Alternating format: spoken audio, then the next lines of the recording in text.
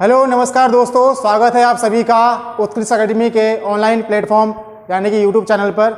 और दोस्तों, जैसे कि आप जानते हैं कि पटवारी और लेखपाल के जब से ये वैकेंसी निकली है यूपीएससी के द्वारा, तो एक जो प्रश्न है बार बार आ रहा है कि किस जिले से आवेदन करें, कहाँ कितने पद हैं। और मुझे लगता है कि बहुत कम लोग ये जानते होंगे कि जो पिछली विज्ञप्ति थी यूपीएससी की और अभी जो यूपीएससी की वैकेंसी आई है, इसमें 50 पद बढ़े हुए हैं। तो मुझे लगता है बहुत कम लोगों को ये पता है। तो उसी में जो लोगों के डाउट हैं उन्हीं पे जो कुछ प्रश्न हैं, जैसे कि कैटेगरी वाइज हमने यहाँ पे पदों का विश्लेषण किया है। जिले में कितने पद होंगे कैटेगरी वाइज, इसके अलावा कितने पद बढ़े हैं और किस जिले में बढ़े हैं। और तीसरा यहाँ पे क्षैतिज और ऊर्ध्वाधर जो आरक्षण है यानी कि हॉरिजॉन्टल और वर्टिकल, जो कि महिलाओं के लिए जो बार बार एक प्रश्न बनता है, तो थोड़ा सा उस पर भी मैं एग्जाम्पल के माध्यम से समझाने का प्रयास करूँगा। और बाकी हम इसको आसान भाषा में यहाँ पे समझने वाले हैं फटाफट से, ठीक है। तो आप वीडियो को जब आएंगे तो लाइक ज़रूर करिएगा और फिर इसको शेयर भी करिएगा, ठीक है। तो हम शुरू करेंगे वीडियो को आज। तो सबसे पहले अगर हम बात करें विज्ञप्ति की, जो पटवारी और लेखपाल की विज्ञप्ति थी, तो अगर आपको ध्यान होगा दोस्तों, तो सबसे पहले जो विज्ञप्ति आई थी पटवारी लेखपाल की आई थी 17 जून 2021 को। अगर आपके पास नोटिफिकेशन होगा तो आप उससे एक बार मैच इसको जरूर करिएगा। उस दिन दोस्तों पटवारी के यहाँ पे हमारे पास आपको दिख रहा होगा 366 पद थे, ठीक है। कितने पद थे? 366 पद थे, जिसमें लेखपाल के 147 पद थे।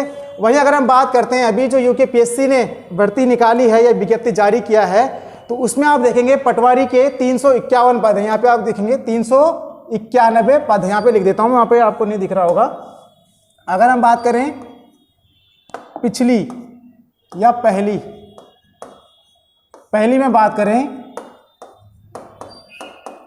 तो पटवारी के कितने हैं? 366।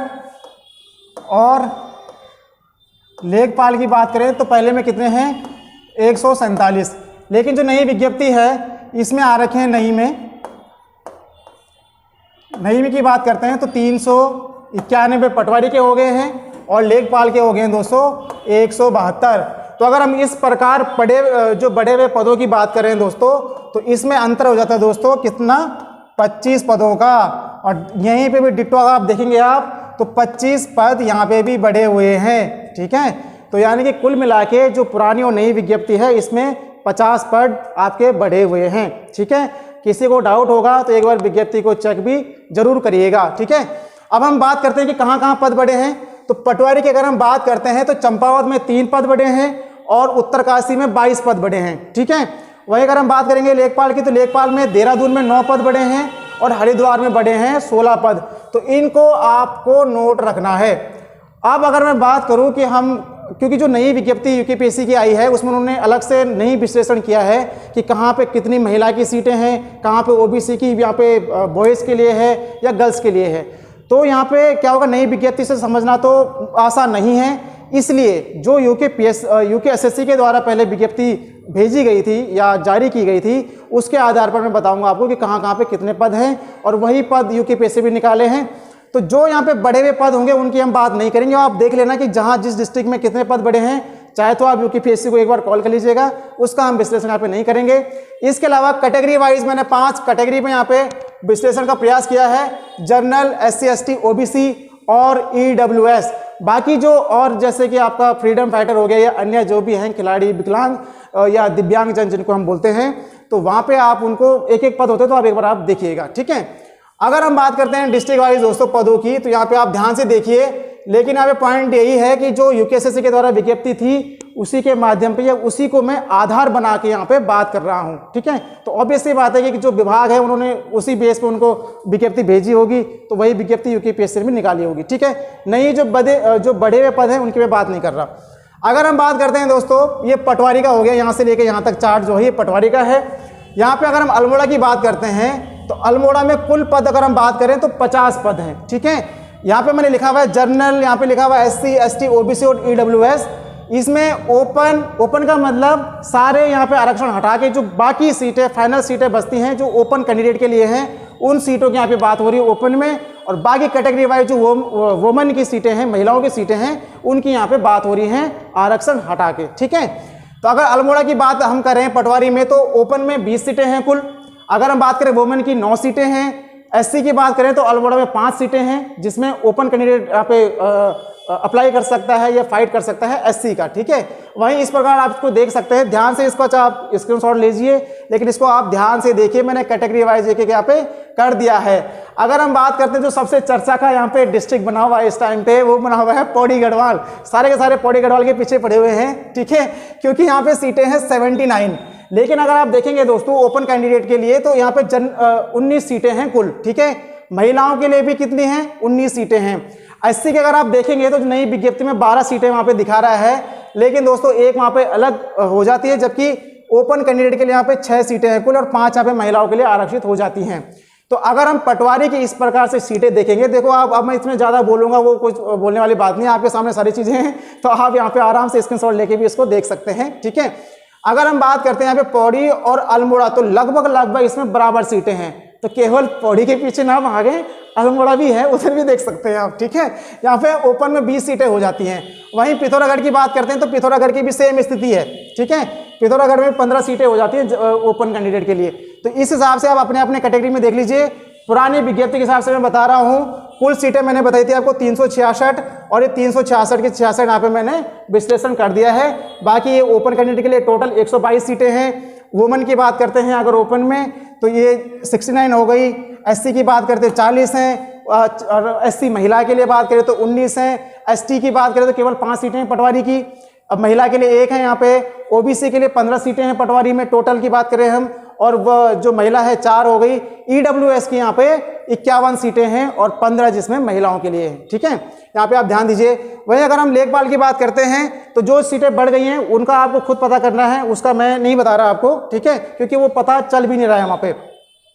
यहाँ पे अगर हम बात करते हैं लेखपाल की तो चंपावत में केवल 1 सीट है, आपको ध्यान रखना है, वो भी केवल ओपन कैंडिडेट के लिए, बाकी कहीं भी कोई सीट नहीं है। वहीं अगर हम बात करते हैं देहरादून की तो देहरादून में टोटल सीटें 29 हैं, जिसमें से 13 सीटें हैं ओपन, 6 सीटें महिलाओं के लिए हैं देहरादून में, ठीक है। ओपन जनरल की बात कर रहा हूँ। एससी की केवल 1 सीट है, ठीक है, जिसमें क्या बोलते हैं 3 सीटें हैं एससी की लेखपाल के लिए, जिसमें 2 की महिलाओं के लिए हैं और 1 ओपन के लिए, ठीक है। तो इस प्रकार आप देख सकते हैं टोटल सीटें हो गई 147, और ये डिस्ट्रिक्ट वाइज मैंने यहाँ पे विश्लेषण कर दिया है।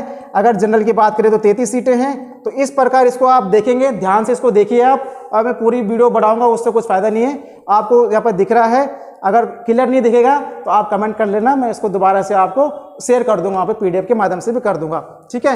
अब थोड़ा सा अगर हम बात करते हैं किसकी कि कहाँ किस जिले से आवेदन करना है, तो दोस्तों ये आपके स्वविवेक पर निर्भर करेगा। सारी के सारे सीटों का विश्लेषण मैंने आपके सामने कर दिया है, और ये मैंने इसलिए किया क्योंकि मैंने कहीं वीडियो भी देखी लेकिन मुझे कहीं समझ में नहीं आया कि ये क्या कहना चाह रहे हैं। तो इस वजह से फिर मैंने खुद इसमें दोनों विज्ञप्ति को कमेंट किया, उसको पढ़ा, समझा, और फिर ये चार्ट आपके सामने प्रस्तुत किया, ठीक है।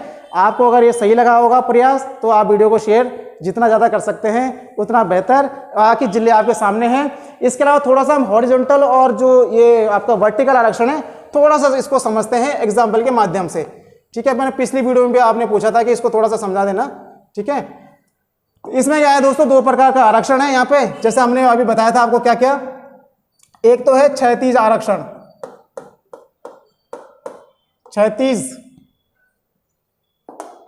या हम इसको आप हिंदी में आपको समझ नहीं आएगा, हॉरिजॉन्टल और उसको कर देते हैं। एक तो हो गया हॉरिजॉन्टल आरक्षण और एक हो गया वर्टिकल आरक्षण, ठीक है। इसको दोनों को हम अगर एग्जाम्पल के माध्यम से समझते हैं तो अगर मान के चलो आप कि उत्तराखंड में 100 सीटें हैं, ठीक है, 100 पद आ गए हैं, टोटल पद है 100 पद, ठीक है। हॉरिजॉन्टल और वर्टिकल में हम समझेंगे दोनों को, 100 पद हो गए। अब अगर हम बात करते हैं दोस्तों तो एससी के जो आरक्षण यहाँ पे है दोस्तों ये है 19%, ठीक है। एसटी की बात करते हैं तो एसटी में है 4%। ओबीसी की बात करते हैं तो ओबीसी का कितना परसेंट, 14% हो गया, 19 और 14। ईडब्ल्यूएस की अगर हम बात करते हैं तो ईडब्ल्यूएस के लिए हो गया 10%। तो इस प्रकार टोटल सीटें कितनी होगी दोस्तों, 9 4 13 4 17, ठीक है। 1 2 3 और 4, यानी कि जो 47 सीटें हैं 100 में से ये रिजर्व हो गई, ठीक है। तो जो बाकी यहाँ पे बच गई है 100 में से, ये 100 में से बच गई हैं दोस्तों कितनी सीटें, 53 सीटें। अगर हम हॉरिजॉन्टल आरक्षण की बात करें तो हॉरिजॉन्टल आरक्षण अगर यहाँ पे होता है, इसका मतलब ये हो गया दोस्तों कि जो एससी के 19 हैं या ये एसटी के 4 हैं या ओबीसी के 14 हो गए या ईडब्ल्यूएस के 10 हो गए, अगर कोई भी कैंडिडेट एससी मतलब टोटल 100 पदों में से अगर सपोज 19 SC के चुन के आ गए, ठीक है। अगर इस 53 में, इस 53 का मतलब क्या हो गया, ये अनरिजर्व हो गया, इसमें किसी भी कैटेगरी का आके फाइट कर सकता है, ये अनरिजर्व हो गया। लेकिन अगर कंडीशन ये हुई कि इसमें 10 लोग टॉप कर गए SC के, ठीक है, अगर इसमें 10 लोग SC के टॉप कर गए तो वो 10 यहाँ से माइनस हो जाएंगे फिर, ठीक है, फिर यहाँ पे ये 9 रह जाएगा SC का। ये मान लिया जाएगा कि SC का जो 19 था यहाँ पे यहाँ से आ गए। सेम कंडीशन हो गई हॉरिजॉन्टल में। क्या होता है कि ये 4 सीटें हैं, अगर मान के चलो कि ये चारों के चारों अपनी मेरिट से अपने दम पर ही टॉप कर गए, तो फिर भी ये जो 4 सीटें हैं ये खाली कर दी जाएंगी। ये नहीं होगा कि 4 यहाँ भी आ गए और 4 यहाँ भी उनके लिए रिजर्व हो गई। इसका मतलब हो गया सिंपल हॉरिजॉन्टल। अभी भी आपको सब एक बार और समझा देता हूँ। जैसे कि EWS की 10 सीटें रिजर्व हैं, हॉरिजॉन्टल आरक्षण की हम बात कर रहे हैं 100 में से, ठीक है। तो अगर क्या होगा, अगर ये 10 जो अनरिजर्व के लिए सीटें हैं, ये 53 सीटें अनरिजर्व के लिए यहाँ पे जो कि जनरल सीटें हम बोलते हैं, अगर ये EWS के अपनी मेरिट से इस सीट को, ये 53 सीटों को हासिल करने में कामयाब रहते हैं, तो यहाँ से भी इनका आरक्षण चला जाएगा। इसका मतलब क्या हुआ कि जो ये EWS वाले हैं ये टॉप कर गए, तो माना जाएगा कि जो आरक्षण हमने दे दिया है, चाहे वो यहाँ आए चाहे यहाँ आए, बात एक ही है। लेकिन वर्टिकल का सीन क्या होता है दोस्तों, यहाँ पे भी सेम चीज़ें हैं, ठीक है। अगर हम SC की बात करें 19 पद, ST की बात करें यहाँ पे 4, OBC की बात करते हैं कितना 14, और EWS की बात करते हैं हम कितना 10। तो इस प्रकार कितनी हो गई है 47 हो गई, बची हमारे पास 53 सीटें। अब यहाँ पे क्या होगा दोस्तों, जो 53 सीटें हैं ये अनरिजर्व सीटें हैं। वर्टिकल आरक्षण में क्या होगा, अगर सपोज 53 सीटों में अगर 10 लड़के यहाँ पे SC वाले भी आ गए, अपनी मेहनत से आ गए, अपनी उन्होंने इतनी मेहनत करी कि वो टॉप 10 में आके उन्होंने इस 53 वाले सीट को हासिल कर लिया, या ये ST वाले इधर आ गए, या OBC वाले यहाँ पे आ गए, या EWS वाले यहाँ पे आ गए, तो उससे क्या है, उनका जो यहाँ का आरक्षण है ये समाप्त नहीं होगा। अगर SC वाले यहाँ पे 10 इसको काट लेते हैं, ये वाली सीटें काट लेते हैं, तो ये तब भी 19 सीटें यहाँ पे बरकरार रहेंगी, और इन 10 के बाद अन्य को ये 19 सीटें मिल जाएंगी। सेम कंडीशन यहाँ पे हो जाएंगी ST में भी। अगर यहाँ पे भी टॉप कर लेते हैं तब भी ये सीटें यहाँ पे रहेंगी, जो यहाँ पे टॉप करेंगे उनके अलावा ये सीटें उन चारों को मिल जाएंगी। तो उम्मीद करता हूँ कि आपको ये छोटे से लेक्चर में चीज़ें समझ में आई होंगी। नहीं आई होंगी तो आप कमेंट करके ज़रूर बताना, मैं अन्य वीडियो में आगे दोबारा से एक्सप्लेन कर दूंगा, ठीक है। लेकिन इसको समझना बहुत ज़रूरी है, हॉरिजॉन्टल और वर्टिकल सिंपल सा है। तो महिला के केस में जो आपने देखा होगा UPSC में हॉरिजॉन्टल दिया है, तो हॉरिजॉन्टल का ये मतलब हो गया अगर 100 सीटों में उन्होंने 5 सीटें फिक्स कर दी हैं महिला के लिए, तो चाहे वो जनरल की मेरिट में आए या चाहे वो अपनी मेहनत से आए, या वो फिक्स रहेंगी, वो उससे ज़्यादा नहीं आ सकती। आरक्षण उतना दिया हुआ मान लिया जाएगा। वही यहाँ पे है, आप यहाँ पे भी आ जाते हो, अपनी मेहनत से आते हो, तो आपको यहाँ पे क्या है, आपकी सीट कटेगी नहीं। तो वर्टिकल का मतलब हो गया जब अपनी आप मेरिट को तोड़ते हुए ऊपर आ जाते हो तो वो वर्टिकल हो गया। हॉरिजॉन्टल में आप कितनी ही मेरिट में नंबर ले आइए, अपनी ही कैटेगरी में आप रहोगे। तो उम्मीद करता हूँ आपको ये समझ में आया होगा, और पदों का बहुत ही अच्छे तरीके से हमने विश्लेषण करने का प्रयास किया है। अगर आपको इसमें वाकई लगा होगा कि ये आपको एक नॉलेजफुल वीडियो रही है तो इसको शेयर जरूर करिएगा। और इसके अलावा हमारा रोज़ 7 और 8 में आपको पता ही है कि लाइव क्लासेस चलती हैं, तो वहाँ पे जुड़ भी एक बार हमें ज़रूर बताइएगा। बहुत बहुत धन्यवाद।